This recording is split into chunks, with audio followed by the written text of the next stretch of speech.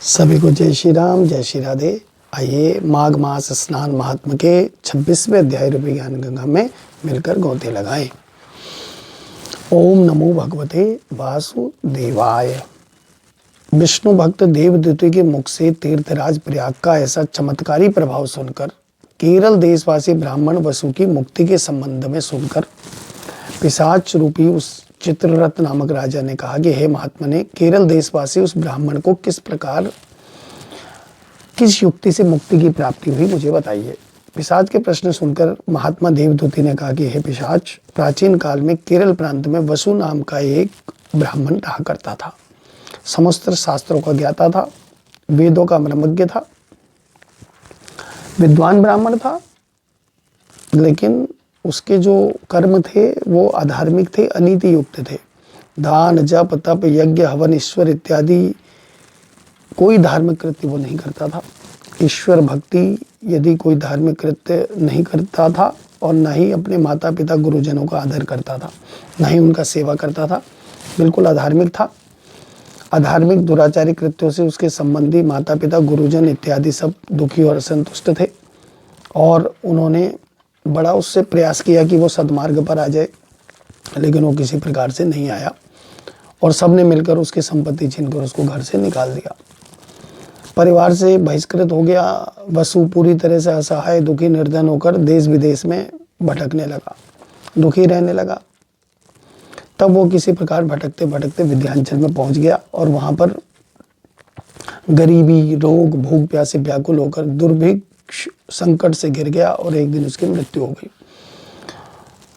धार्मिक संस्कार भी उसका रीति रिवाज, ना तो कोई रिश्तेदार था ना कोई धन था, तो उसका हो भी नहीं पाया। अब ब्राह्मण वसु की मृतात्मा को सदगति नहीं मिली और उसकी क्रिया भी नहीं हुई, कर्म फल भी दूषित थे। इसलिए इसका परिणाम ये हुआ कि वो प्रेत योनि में चला गया और ब्राह्मण वसु की प्रेतात्मा प्रेत योनि पर वहीं विंध्य पर्वत पर रहने लगी।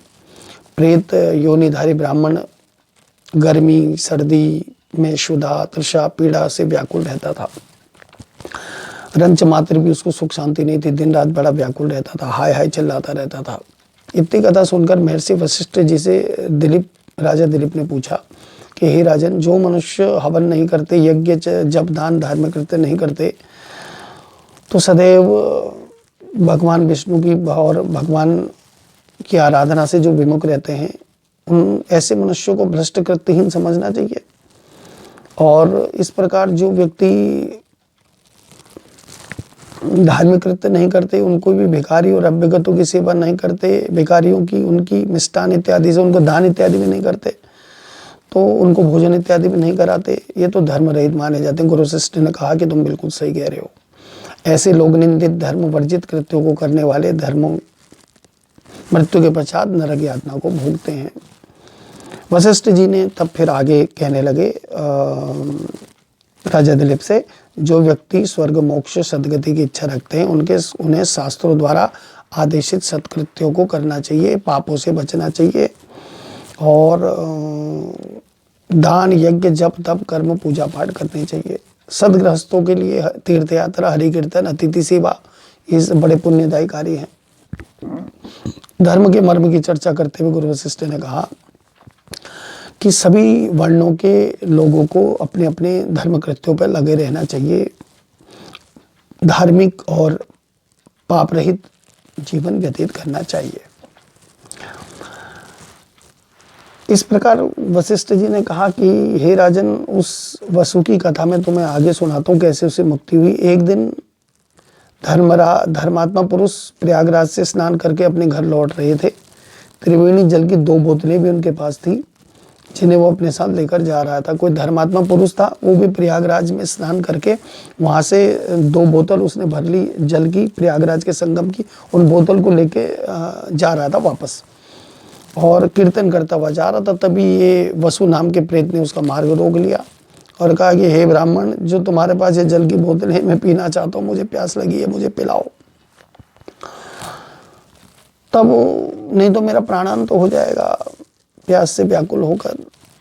तब वो याचना से भरा हुआ प्रेत से ऐसा आग्रह जब सुना तो वो धर्मात्मा व्यक्ति बोला कि तुम कौन हो। तब उसने अपनी सारी कथा सुनाई।